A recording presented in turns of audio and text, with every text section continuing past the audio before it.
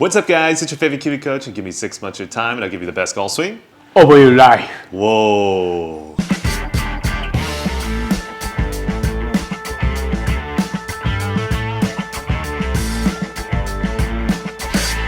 So welcome back to the channel, guys. As you can see, we have another one of our clients. We're getting ready for a lesson with him today. Hopefully we can get some crazy before and afters. But before we get into that, let's have him introduce himself. 2年前ほどに日本のコーチに GG スイングを教えてもらってたんですけど、全然自分にはヒットしなくて、ゴルフがすごいうまいこといかなかった時に YouTube でキウイコーチに出会いました。でそこから約2年経ってきて、キウイさんに全然日本で教えてもらってる GG スイングというのは本場とは違うものだよというのを、実際指導してもらう中で肌で感じて、で今に至ってて、今の課題というのがちょっとショットの方が若干左の方に飛ぶ傾向があって、今それを指導を受けて、で、今後、競技ゴルフとかで結果を残していけるようにキウイさんに指導してもらっているところです。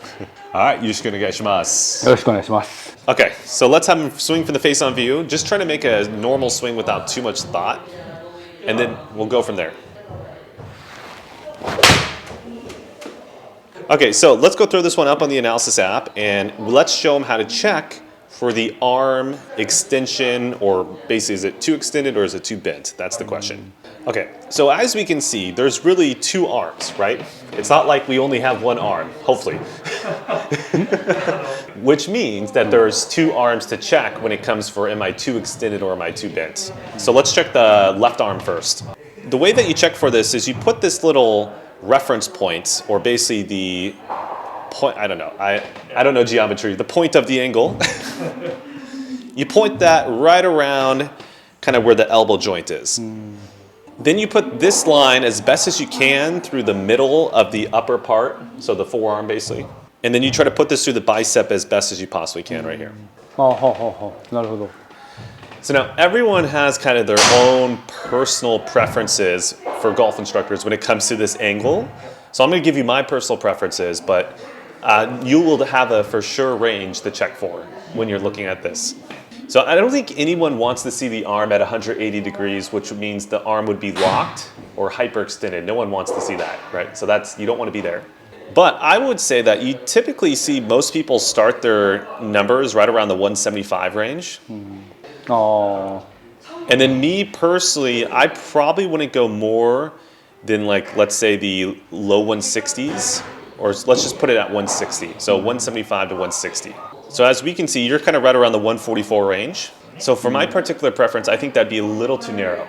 So the question now becomes, why is narrow a bad thing? The audience might have that question, so I can quickly explain. And then after I explain why this is bad, we'll go into the right arm as well, and I'll show them how to draw the angle as well.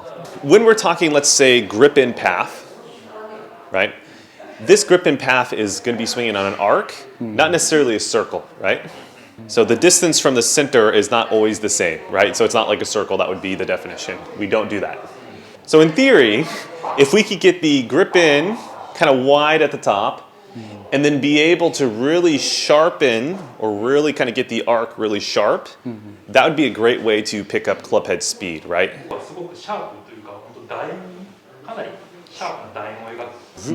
As opposed to, that would not be very fast if you swung the grip in that way.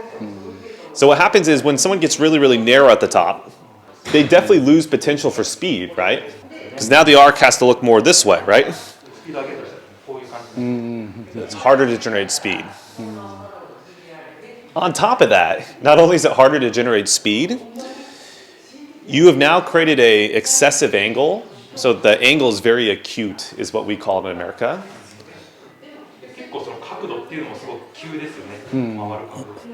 So because it's so acute or so small, you have to unleash. You have to. You have to unleash a large range of motion as you approach into the golf ball. So your elbows have to extend a lot. This angle in the wrist has to extend a lot. You're basically putting a lot of work to do that when you're narrow. So it's going to make timing low point, like the positioning of it, pretty difficult. Not only that, probably face angle would be pretty difficult to control as well if we start to get really, really narrow. So that is why like having the elbows at the proper kind of width, as well as the wrists, which we're not talking about now, but having those two correct is very beneficial, not only for speed, but for control over low point, as well as the face angle. So for him, he's at 144 degrees. So it's not like he's 90 degrees or 80 degrees, right? So he doesn't look like this. So he's outside my range, but he's not silly, right? Yes. So it would be something we want to improve potentially, but it's maybe not on the highest priority list for what I see with your golf swing. We can change, for the sake of today, if he wants, we can obviously go through the how much and when process and change that a little bit. That's completely fine. But before that, let's go into the trail arm or the right elbow first. Trail arm sometimes gets very difficult from this angle to film it. Right? So imagine if the hands, because some people will get the hands over here behind their head, right? So in that case, it'd be impossible to draw the angle on this view. You'd have to actually be behind yourself, which is the better camera angle, in my opinion, to measure this angle in the trail arm. Now, a workaround, if you're lazy and don't want to set up the second camera angle, you can kind of use the grip position relative to the ground as a kind of a way to see if your elbow is at the right angle or not. It's not the most accurate, but it's good enough, especially if you're lazy.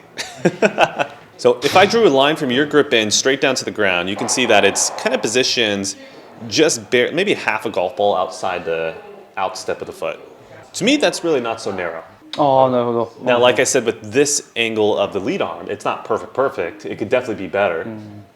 It could be more optimal, but it's not so silly. So, let's pretend I had a grip in over here, though. That's inside the instep now. That would be silly. Does that make sense? So really, I think the range is, I typically recommend like anywhere from a golf ball to maybe 2 golf balls. The grip in placement should be with this club. But again, this type of measurement is kind of a rough estimate because there's a few other factors that play in. So if you want the most accurate measurement, just film from behind you, and it's really easy to get the angle of the trail arm. Now, in the case of this one, we can kind of roughly try to get the angle. It's still a little bit of a guess, so I'm assuming that the bottom of your arm is right around here. I'm assuming that your bicep is kind of right around here, so we see right around a 71-degree angle. Yeah, so we would want to get that maybe a little bit wider at this particular point in the golf swing. ちょっと長いですか? Yeah, probably closer to 90 degrees at the very least, so kind of right around in here. And then some people are a little bit even wider. Some people could be closer to even kind of around this range, which, yeah. So, for you, I think it'd be okay to get close to the giddy range, so kind of 90 to kind of maybe 100 range should probably be your goal. That'd be realistic if you were wanting to work on this. So for the sake of the video, for today, for the audience, we can work on the lead arm and the trail arm just a little bit to show you the process. But for him, I don't think he needs to spend too much time on it, if any time, at this point. All right, that's it for you guys on YouTube. But before you guys leave, let's hear some wrap-up thoughts from him. どうぞ。本当に今日のレッスンも身のあるものばかりで、スイングも180度すぐにこんだけ変えてもらって、もう次のラウンドが楽しみで仕方ないです。ありがとうございました。ありがとうございます。So make sure to like, comment, subscribe, share all that good stuff, and check out the membership site link down below. It's the only reason why we make these videos. Come support us. Thank you. See you guys next time. ありがとうございました。